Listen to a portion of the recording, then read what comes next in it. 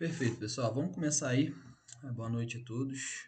Nós vamos estar passando essa semana, comentei com o Gustavo, porque a gente ia passar isso somente para o pessoal que está fazendo o instituto, mas eu acredito que é de grande valia a gente passar isso para a igreja e que isso continue agora, né? Que seja o início de um novo projeto, vamos dizer assim, da gente estudar a Bíblia, a história da igreja, como os moravianos, e a gente vai estar passando alguns estudos, né? Tenho interesse de fazer presencial uma vez por semana, a gente estudar a Bíblia toda, estudar várias coisas, desde escatologia, várias coisas interessantes, e creio que Deus ele é muito bondoso com a gente, porque a Bíblia ele é muito clara e traz planos de Deus incríveis. Então vamos começar, vamos orar para a gente iniciar. Pai, muito obrigado, Senhor, por esse dia, muito obrigado por essa noite. Jesus, tu és muito bom, tu és um Deus fiel, um Deus bondoso. Jesus, eu quero orar assim como Paulo orou aos Efésios, que o espírito de revelação e sabedoria esteja aqui sobre nós, para que venha trazer luz na nossa mente, para que possamos entender o plano do Senhor, a palavra do Senhor. Pai, nós convidamos o teu Espírito, que é o autor da Bíblia, para que esteja conosco, Pai, nessa noite. Pai, trazendo a revelação que nós precisamos para trazer o entendimento sobre a tua palavra, porque pela nossa força nós não conseguimos entender, mas pelo conhecimento e pela presença do Senhor, o Senhor traz a revelação, a sabedoria para que possamos entender os planos e os mistérios do Senhor, Pai. Esteja sobre nós, abençoe a vida de cada um que está aqui, Pai, e que a tua presença seja boa, perfeita e agradável sobre a nossa vida. Em nome de Jesus, amém. Gente, vamos lá. Antes da gente começar, quero pedir para você, se você quer, a gente vai estar passando 5 dias, tá? Sobre estudos, já tem um cronograma, já tem um script, né, feito de como que vai ser os temas e o que que acontece. É muito importante você ter um caderno, tá? Ou algum lugar para você anotar. Mateus, mas poxa, eu preciso prestar atenção na aula para depois anotar. Eu tô gravando, tá, essa aula, então amanhã, 7 horas da manhã, vai estar sendo postado no YouTube. Eu vou estar passando o link também, então você pode assistir a aula aqui e depois assistir no YouTube para estar pegando esse conteúdo e aí sim fazer as suas anotações, é muito importante. Qualquer dúvida, me para aqui, que a gente vai estar, a qualquer momento, para mim não tem problema parar, perguntar. A ideia é a gente trocar ideia, trocar informações, conteúdos, eu aprender com vocês, vocês aprenderem, e o principal, o Espírito Santo, a presença de Deus está sobre a gente e ele traz a revelação. Então, hoje vai ser uma aula mais introdutória para vocês entenderem de onde que é esse povo, de onde que Mateus tirou essa ideia, né? Que eu trouxe essa ideia lá na aula do Instituto. Para quem não sabe, para quem não está fazendo o IV, a gente está numa semana de jejum, porque a gente fez uma aula de jejum e oração. Então, se você quiser também estar envolvido, né, comece um jejum a partir de hoje, se você quiser. É muito legal a gente fazer essa parte de jejum e também trazer a palavra e cada um no seu secreto, né, na sua individualidade, buscar a presença de Deus. A gente aprende isso de uma forma prática, tá, gente? E no Gustavo não sabe disso, mas eu vou conversar com ele depois. Eu queria muito fazer a sexta-feira. Na sexta-feira a gente fazer presencial lá na igreja do centro. Creio que vai ser um momento muito legal, tá bom? Então vamos lá, os moravianos, quem são eles, da onde vieram, o que são? Vamos lá. O que acontece? Eu tenho que resumir um pouco a história, senão fica muito longa, mas eu quero te explicar pontos importantes da história para que você venha a entender da onde que vieram, né, os moravianos, porque eles são importantes para a história da igreja, para a história missionária da igreja. Então, o que acontece? Você estudou isso na escola, que teve a reforma protestante, ou seja, os católicos eles tinham a Bíblia baseada em ideias, em culturas, em interpretações deles, em que eles mudaram muitas coisas. Então vieram os reformadores, Martim Lutero, João Calvino, entre outros, lá em Genebra. Não vou entrar muito em assunto específico da reforma, talvez a gente possa fazer uma semana da reforma protestante e estudar sobre a reforma protestante, mas eu não vou pegar muito baseado nisso. Mas é importante a gente entender isso, porque durante a reforma e após a reforma teve uma guerra chamada Guerra dos 30 Anos. Essa guerra, né, eu vou passar o mouse aqui, foi um conflito europeu entre a Igreja Católica e a Igreja Protestante, ou seja, os católicos eles eram muito mais poderosos, tinham impérios, como até hoje. Né? Eu já tive discípulos na época que foram até a Itália Eles voltaram impressionados como um império, como uma coisa tão poderosa, os muros, tudo muito assim extravagante. Então eles dominavam o mundo, tá, gente? Antes você tinha o Império Romano e a Igreja Católica, após o Império Romano, começou a sustentar o mundo, a forma de viver, a maneira de agir, a cultura religiosa. E aí eles começaram a mudar muitas coisas. Tinha muitas coisas que não batiam igual por que veio a reforma, alguns pontos que principalmente João Calvino, que foi o pai da reforma protestante, o grande pensador da reforma protestante, né, daí surgem os calvinistas, e aí um ponto que os católicos falavam que você comprava uma parte no céu. Então, coisas que a Bíblia não relata, e eles começavam a trazer luz sobre aquilo que não existia nas Escrituras. E aí veio os reformadores. Só que antes dos reformadores, existiam os pré-reformadores, pessoas que nas suas regiões locais já faziam as próprias reformas da Bíblia, tá? Então eles traziam, estudavam a Bíblia e debatiam daquilo que a Igreja Católica fazia, vivia, e eles viam que não estava certo, então eles reformavam a palavra de Deus, né? Na verdade, uma reforma é voltar à origem, né? A etimologia, a exegese, ao princípio da palavra de Deus, tá? Então, quando aconteceu isso, a Igreja Católica não é que ela perdeu o poder, né, o poder financeiro aquisitivo, mas o poder de influência, porque sempre na história do mundo a influência vale tanto quanto ou até mais do que dinheiro. Então eles começaram a perder, então eles começaram a perseguir e aí foi gerada uma guerra dos 30 anos. Só que os protestantes, né, que somos nós hoje, inclusive para quem não sabe, acredito que todos sabem, mas é importante a gente dizer, a igreja luterana, a igreja protestante é a primeira igreja que tem no Brasil, é aqui em Nova Friburgo, ali na avenida. Então, assim, os protestantes eles eram muito frágeis, eles não tinham um império tão poderoso quanto a Igreja Católica. E aí o que aconteceu? Eles sempre eram perseguidos e sempre levavam mal em todas as batalhas. E aí, da onde que surgem os moravianos? Os moravianos, perdão, os moravianos, eles já eram pré-reformadores. Eles moravam, né, eles habitavam, vamos dizer assim, numa região, hoje a região da República Tcheca, tá, pessoal? E aí naquela época chamava Morávia e Boêmia. Morávia, por isso que vem o nome dos moravianos, tá? Então eles habitavam naquela região. Aquela região, mesmo com a Guerra dos 30 anos, ela se fortaleceu e permaneceu fiel à reforma. Então ela permaneceu ali com uma fidelidade aos reformadores, tudo que foi feito na Reforma Protestante, tá, gente? Só que o que acontece? Período pós a guerra, lá em 1600 depois de Cristo, a região, né, da Boêmia e Morávia, ela foi controlada por um bispo católico. E, ou seja, óbvio que isso iria acontecer. A Igreja Católica tentou tomar aquela região, porque se você toma a influência daquela região, você toma o controle e o domínio. E aí, automaticamente, a Igreja Católica tomando domínio, ela vai conseguir perseguir, atacar. Por quê? Porque se eles atacam, eles querem conter a verdade da palavra. Qual que verdade é essa? João 8,32. Conhecereis a verdade vos libertará.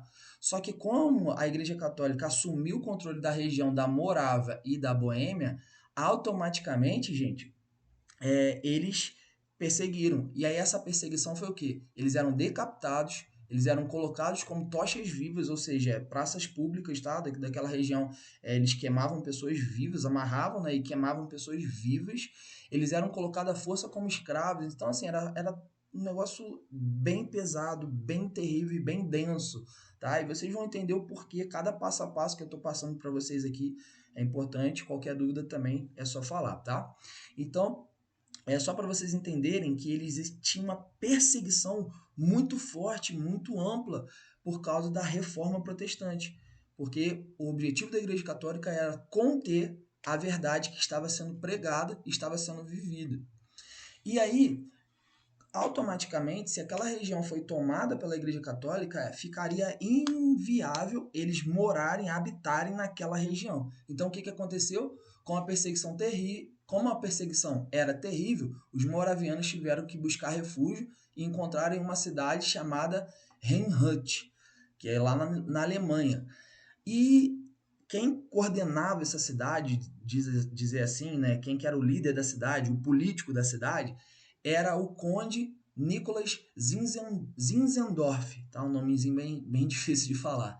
Foi quem aceitou os moravianos e ele acolheu eles. Zinzendorf era cristão protestante, tá? Então essa região, né, essa cidade de Reinhardt é uma cidade que também ela teve a sua essência, ela não abdicou da sua essência ali, que foi os reformadores. Ela também já era uma cidade pré-reformadora, né? A região local já estavam vendo que o que a Igreja Católica pregava não estava certo, e aí automaticamente eles ficaram sabendo também dos moravianos e eles acolheram os moravianos na cidade. E esse conde sempre ele se interessou pelas coisas de Deus. Em uma viagem à Europa, ele viu uma mensagem. Nessa mensagem dizia assim, era no quadro, tá, gente? Ele dizia assim: eu sempre fiz tudo por você e o que você fez por mim. Esse quadro era como se fosse Jesus falando. E essa mensagem tocou muito a vida dele. Porque a gente vive uma igreja hoje, agora trazendo para a nossa realidade de hoje, em que, igual o Gustavo pregou no sábado, hoje a igreja é um. Ó, minha mãe desmutou. Nem sabe que desmutou. Hoje a igreja é um consumo. Você vai lá para consumir. Você consome as músicas, você consome a palavra e você quer se alimentar. Então é como se fosse uma praça de alimentação. Só que, na verdade, isso é um erro. Porque não é somente sobre aquilo que Jesus faz conosco. O que Jesus faz conosco, na verdade, já foi feito. Que foi feito na cruz. Mas agora ele espera o que nós vamos fazer por ele.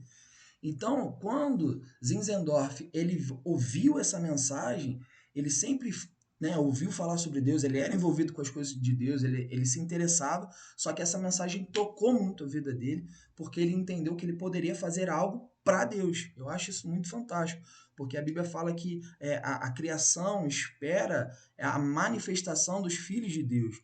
Então, a criação está esperando com uma expectativa que nós como filhos, viemos nos manifestar. Essa manifestação é através da pregação da palavra. A gente vai ver muito isso nos moravianos. Então, Zinzendorf entendeu essa missão que Deus deu para ele. E aí, a gente vai entender um pouco isso mais para frente, tá?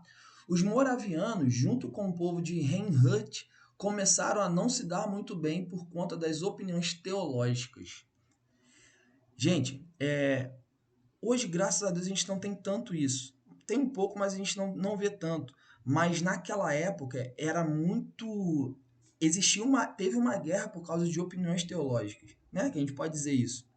A Igreja Católica interpretava de um jeito e a Igreja Protestante tinha a interpretação da origem da palavra, né? De como a Bíblia foi escrita na sua essência.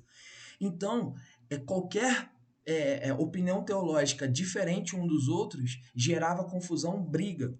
Existem relatos de literaturas, né, livros que falam que os moravianos, eles ficavam... Porque quem pregava para o povo de Reinhardt era Zinzendorf, tá, gente? Então, teve um momento que uma literatura fala, o autor fala que os moravianos foram na porta do templo e falaram que Zinzendorf era a besta de Apocalipse. Olha só o negócio tão sério que foi, uma situação tão séria. Então, um cara que acolheu os moravianos estava sendo atacado por eles. Então, isso foi uma coisa muito séria que aconteceu, só que quando a pessoa tem um coração em Deus, essas coisas não o ferem, pelo contrário, ela se posiciona. Na nossa vida também precisa ser assim, a gente precisa se posicionar, por mais que pessoas ataquem a gente, falem mal da gente, e a gente sabe que a gente não é aquilo, a gente precisa se posicionar da maneira que Deus deseja, porque isso são oportunidades. Muitas das vezes a gente pede oportunidades de fazer aquilo que Deus deseja pra gente, porque a gente quer ficar se defendendo, a gente quer entrar em discussões, em brigas teológicas ou brigas de questões morais, éticas, em vez da gente se posicionar da maneira que Deus deseja para a gente. Então, o que Zinzendorf fez? Ele foi e se posicionou. E o que acontece? Eu acho isso aqui incrível, tá, gente? Tô contando um pouco da história dos moravianos e lá no final, na sexta-feira, você vai ver como que isso aqui é importante, tá?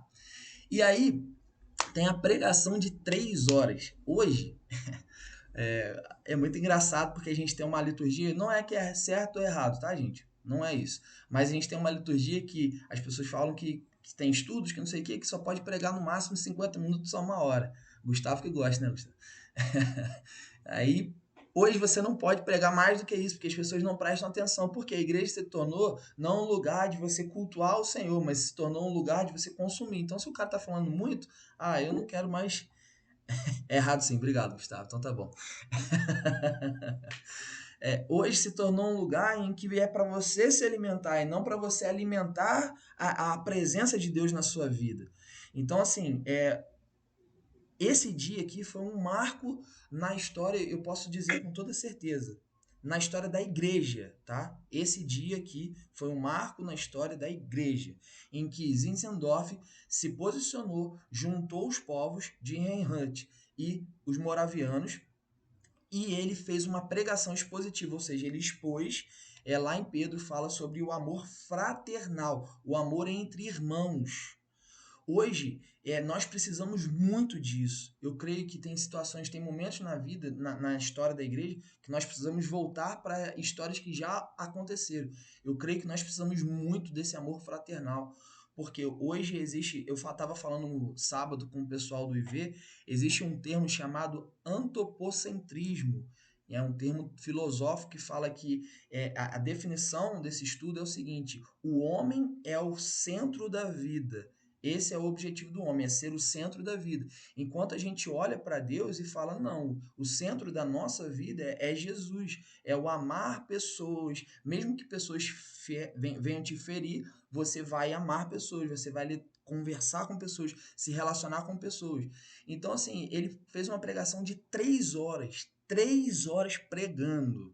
3 horas pregando. Isso me lembra muito, se você for ver o avivamento que ocorreu no Brasil, lá nos anos 2000, 2004, em que vieram pessoas lá do avivamento de Toronto, que aconteceu em 1990, eles pregavam, gente, durante 6 horas, 5 horas, tá?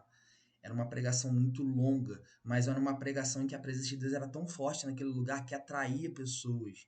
Então, assim, eu acho que, não acredito que nós precisamos olhar com outros olhos a forma com que nós conduzimos a nossa vida com Deus, o nosso dia a dia com o Senhor, porque isso é muito importante para a gente. E aí, nesse dia, ocorreu algo que mudou a história da igreja. Nós temos reflexos até hoje disso, né? Que vocês vão entender o porquê disso. Nesse dia, houve um mover de perdão e arrependimento entre quem? Os irmãos. Então, as pessoas começaram a chorar, se arrepender, porque eles entenderam a essência do amor fraternal. Então, no dia 13 de agosto de 1727, que o conde, né, o conde Zinzendorf, Nicolas Zinzendorf, se reuniu com o povo, né, isso foi depois da pregação, tá? Dias depois dessa pregação, para conversar e orar, e foi nesse dia que Deus deu a direção para eles realizarem uma oração 24 horas por dia, né? Então, eles se revezavam 1 hora, né, cada um, e esse revezamento era entre 24 homens e 24 mulheres, ou seja, 48 pessoas. Eles fizeram isso durante 100 anos.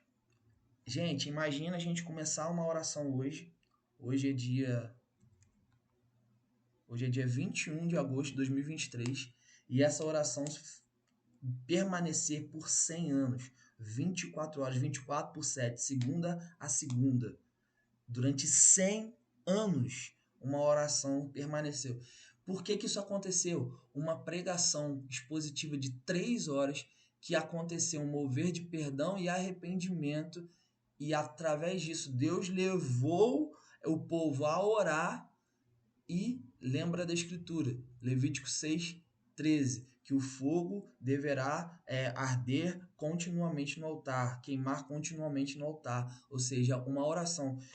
Deus coloca isso no meu coração tem muito tempo, eu acredito que nós vamos viver isso, nós vamos viver como igreja, como Sal Nossa Terra, turnos de oração, pessoas orando em casa, pessoas trazendo a presença de Deus para a sua própria casa, né? Quando eu falei lá no pós-revisão sobre o sacerdócio, que nós precisamos, que a nossa casa é lugar de habitação da presença de Deus, nós temos que cultivar a presença de Deus na nossa casa.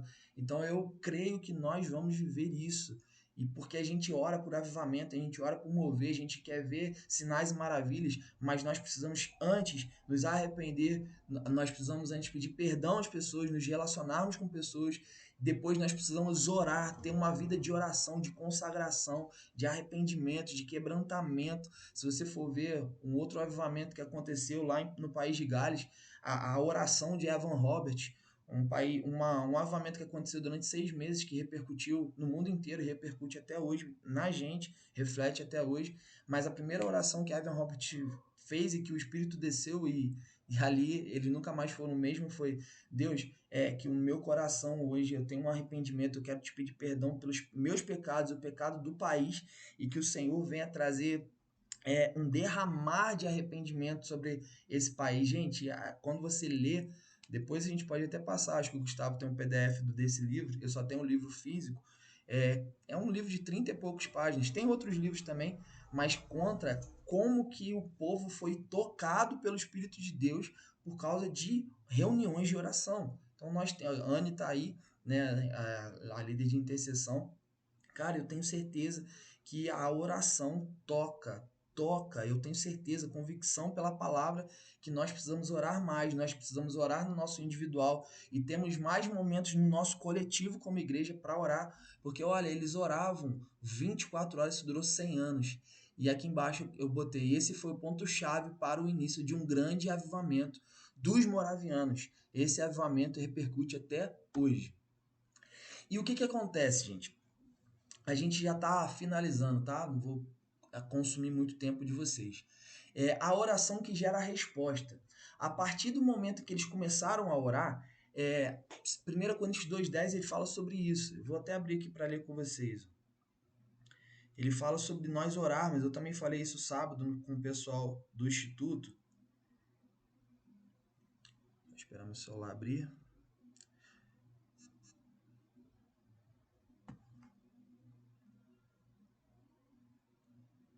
Vai, meu filho.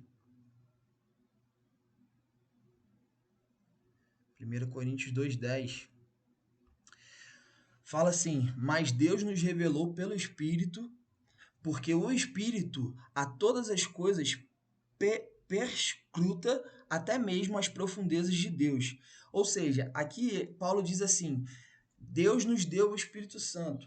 E o Espírito Santo conhece as profundezas de Deus, conhece o coração de Deus, conhece a mente de Deus. Se você for ver em 2 Coríntios, eu não botei aqui não, 1 Coríntios 2,16 diz assim: pois quem conheceu a mente do Senhor, que o possa instruir? Nós, porém, temos a mente de Cristo. Por que nós temos a mente de Cristo? Porque o Espírito habita em nós.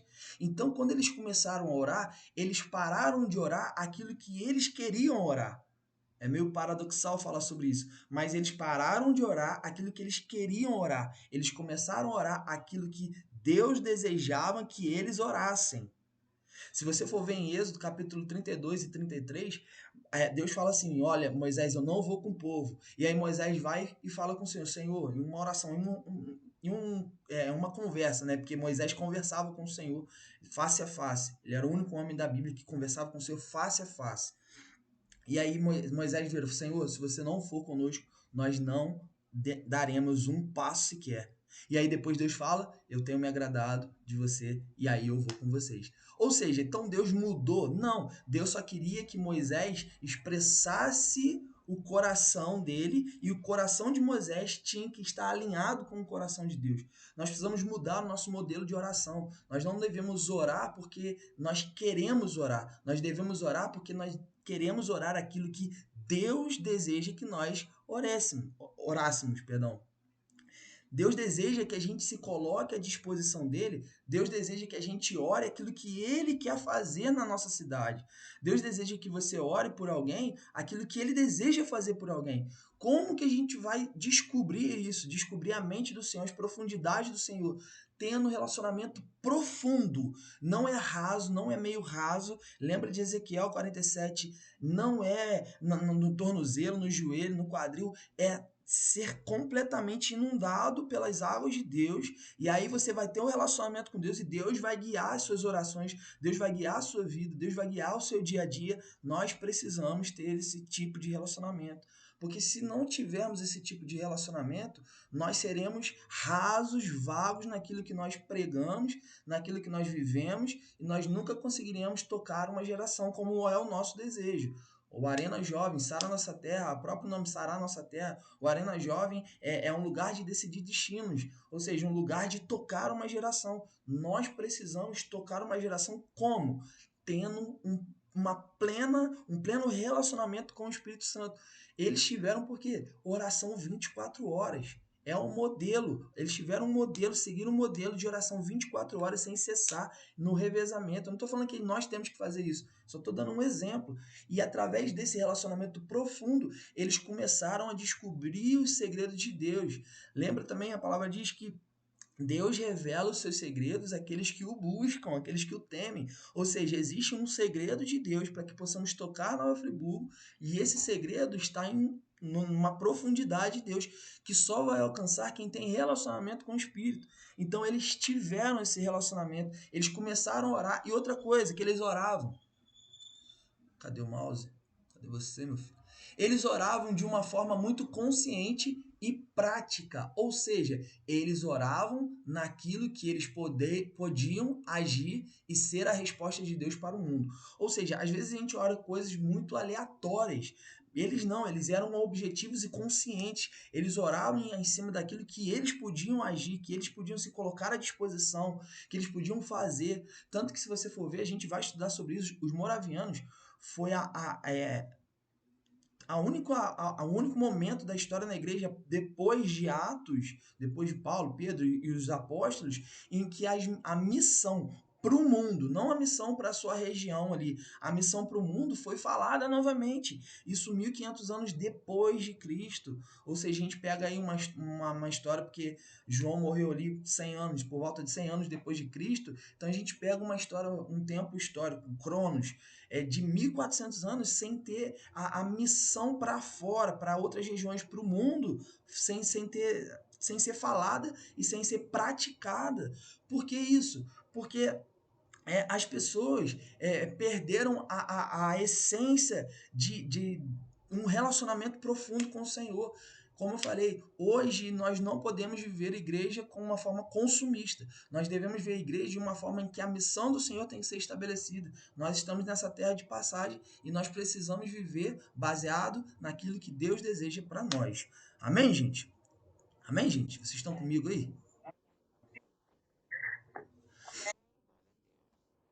Estamos finalizando. Eles não oravam aquilo que eles não estavam dispostos a serem resposta. Aí eu te pergunto, será que eu, nós estamos dispostos a serem, a orar, vou tentar reformular isso aqui. Será que a gente está disposto a fazer aquilo que a gente ora?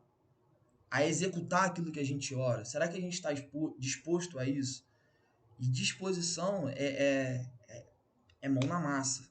O campo está pronto, a seara está pronta, falta trabalhadores. Os, os moravianos, eles entenderam muito claro isso. E primeiro ponto, eles Zinzendorf pregou a palavra, o amor fraternal, arrependimento, perdão. Depois Deus direcionou eles à oração e aí depois eles começaram a parte de missão. E aí nós vamos falar isso durante essa semana.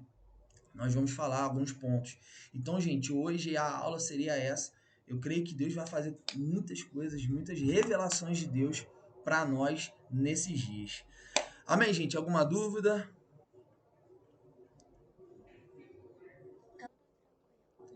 Glória a Deus. Então, pessoal, é isso. Cara, foi muito bom ter esse momento com vocês. Amanhã a gente vai estar 9h30. Não quis pegar muito tempo, tá, de vocês. E eu tenho certeza que vai ser incrível. Cara, anota. Essa aula vai estar sendo amanhã colocada no YouTube. Vou estar passando o link para vocês. E anota, estuda. Amanhã a gente vai ter a sequência até o final. Sexta-feira eu vou conversar com o Gustavo, se a gente puder fazer presencial na igreja. A gente pode fazer online também, nessa ideia, mas a gente vai ter um momento muito especial. Pessoal, pode. Então fechou então. A gente só marca o horário direitinho, talvez umas 8 horas, 7h30, e a gente faz e vai ser incrível. Gente, tamo junto. Grande abraço.